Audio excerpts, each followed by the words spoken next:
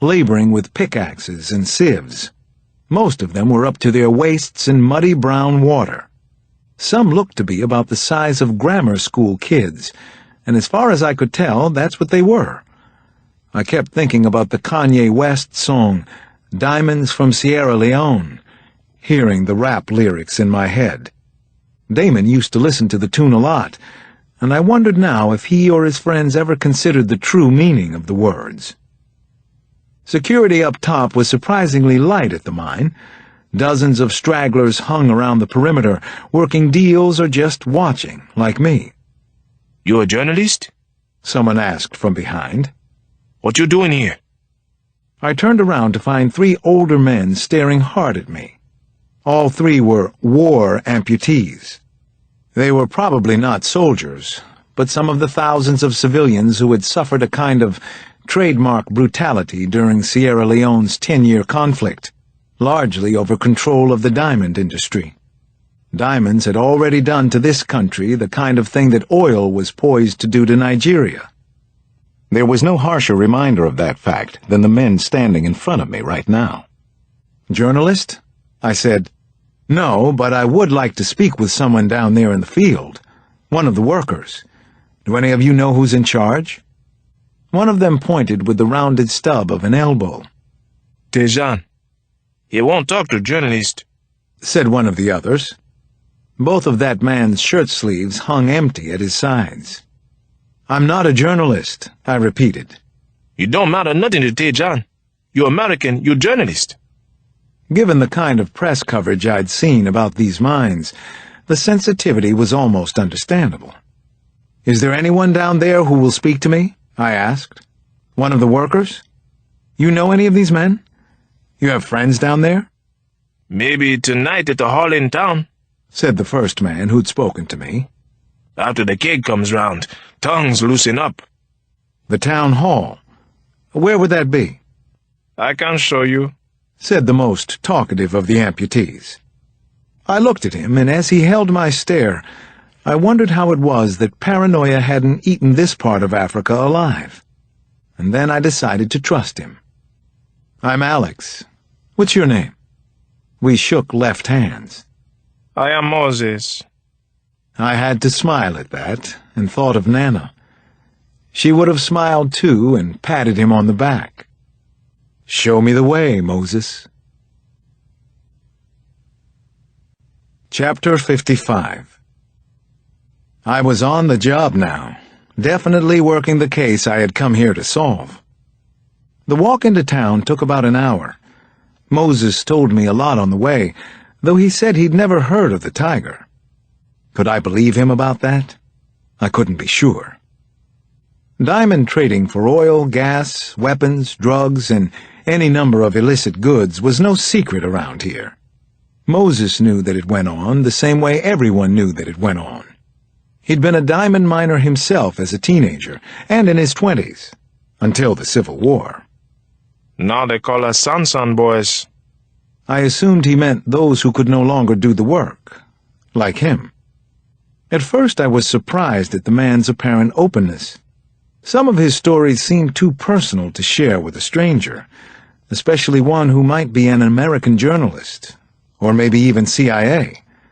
But the more he spoke, the more I realized that talking about what had happened to him might be all he had left. "We lived over that way." He pointed abstractly in a direction without looking. "My wife sold palm oil at market. I had 2 fine sons. When the RUF soldiers came to corner, they came for us like the others. It was at night, in the rain, so there were no torches. They said to me, if I watch them kill my boys, then they will spare my wife. And when I did as they told, they killed her anyway." The RUF was the revolutionary force responsible for the death of thousands.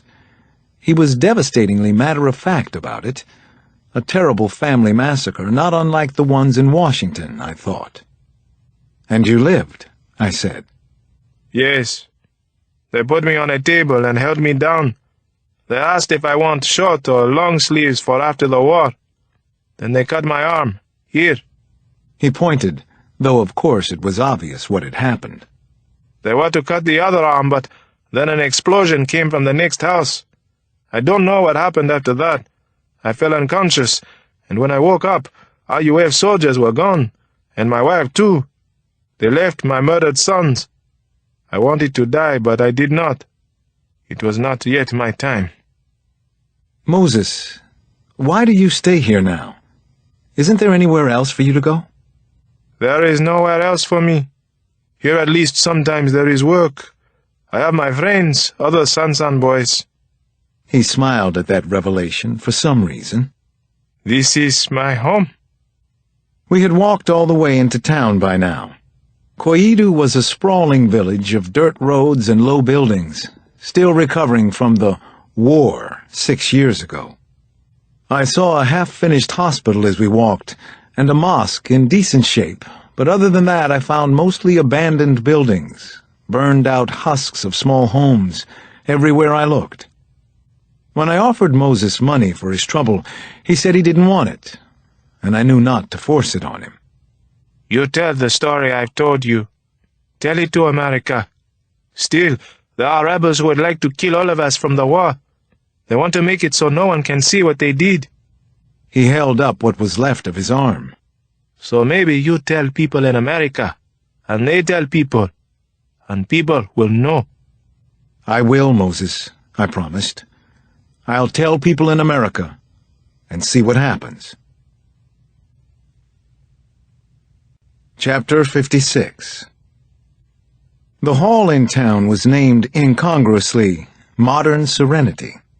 The name was scrawled in blue on an old wooden sign out front, and it made me think of an Alexander McCall Smith novel, the #1 ladies' detective agency. Maybe the building had been a church once. Now it was an all-purpose sort of place, one large, dingy room with tables and chairs that started to fill up as the sun went down. Someone turned on a boombox, and the guy who showed up with a keg of Star beer dispensed it into previously used plastic cups and took money. Moses and his friends wouldn't come inside and let me buy them a drink.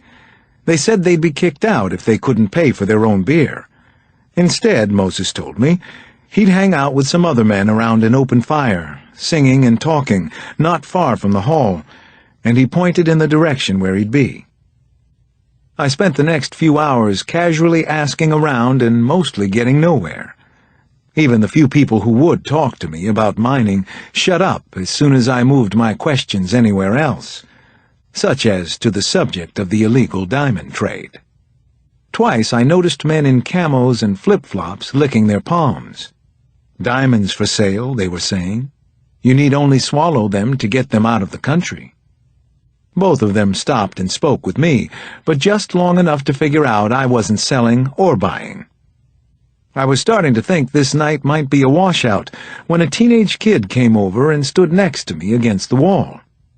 I hear you're looking for someone, he said, loud enough just for me.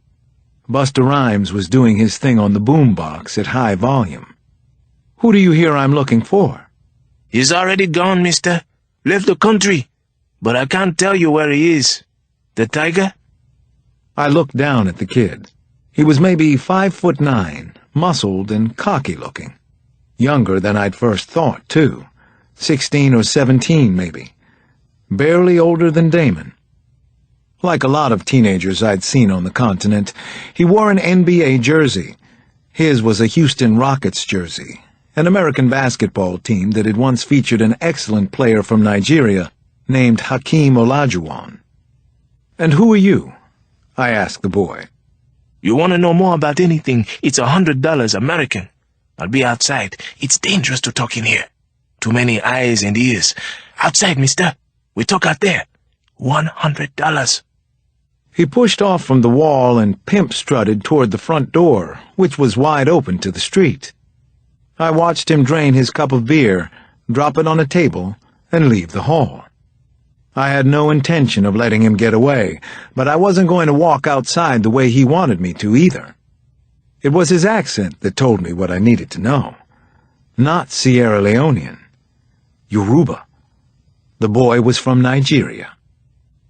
I counted 30, then slipped out the back of Modern Serenity. Chapter 57. Surveillance. I was decent at it. Always had been good at keeping a step ahead of an opponent. Even, hopefully, some as tricky and dangerous as the Tiger and his gang. I worked a wide perimeter around to the front. When I got to the corner of the neighboring building, I had a pretty clear view of the town hall entrance. The kid in the red Houston Rockets jersey was standing off to the side with another, younger boy. They were facing different directions, surveying the street while they talked. An ambush? I had to wonder. After a few minutes, the older one went back inside, presumably to look for me. I didn't wait to make my next move. If he had half a brain, he'd go exactly the way I'd just come. I skirted the dirt intersection and changed position, moving to a burnt-out doorway on the opposite corner of the street. It was attached to the black concrete skeleton of whatever the building had once been, possibly a general store. I pressed back into the empty doorframe and hung there out of sight, watching, doing the surveillance as best I could, considering that I was working on Mars. Sure enough, Houston Rockets came out a minute later, then paused right where I had been standing before. His partner ran over and they conferred, nervously looking around for me. I decided that as soon as they made a move, I'd follow them. If they split up, I'd stick with the older one, Rockets. That's when a voice came from directly behind me. Hey, mister, want to buy a stone? Want to get your skull crushed in? I turned, and before I saw anyone in the dark, something hard and heavy clocked me in the head. A rock or a brick, maybe. It stunned me, and I fell to one knee. My vision whited out, then went black before it started to come back. Someone grabbed my arm and yanked me away from the street into a building. Then more rough hands, I didn't know how many, forced me to the ground and flat on my back. My awareness swam in fast circles. I was working hard to get my bearings. I could feel several people gripping my arms and legs, holding me to the floor with their strong, lithe bodies. As my vision got a little sharper, it was still hard to make any of them out in the dark. All I saw were vague, small shadows, but lots of them. All the size of boys. Chapter 58. Yo! One of the threatening shadows called out with a voice too cocky and young to be anything but a street punk's. Over here! We got the bastard good now! I was flying blind, almost literally, but I refused to go down for the count so easily. I figured that if I did, I was probably dead. I shook off whoever was on my right arm and swung at whoever had my left. None of them was stronger than me, but collectively they were like flypaper, covering every inch of my body. I fought even harder, fighting for my life, I knew. I finally struggled to get halfway to my feet, each leg carrying an extra 100 pounds, when the other two bangers from the street came running in. One of them shined a flashlight on me. The other smashed the butt of a pistol into my face. I felt my nose snap. Again. "Son of a bitch!" I yelled. The blinding pain ran up into my brain and seemed to spread through my whole body. It was worse than the first time, if that was possible. My first thought was, "You've got to be fucking kidding me." The killer boys swarmed all over me, half as many this time, and brought me down. A sneakered foot came to rest on my forehead. Then I felt the cold metal of a gun barrel pressed hard into my cheek. He the one? Someone asked. A flashlight's bright light sent another spike of pain through my eyes. He the one, Ozzy. I recognized the voice from the town hall. The speaker crouched down next to my head. Listen, we're gonna send you out of here with a message. No one fuck with us. You understand? I tried to raise my head, and he fired a shot into the ground right next to my temple. You understand? I stopped straining and lay back. I couldn't hear in one ear. Was I deaf in an ear now, too? It was the pistol that kept me where I was. More than anything, I was seething mad. Go ahead, the lead punk said. I saw the silhouette of a long blade in somebody's hand. A machete, I thought. Jesus. No. Houston Rockets leaned in close again, rubbing his pistol up and down my temple.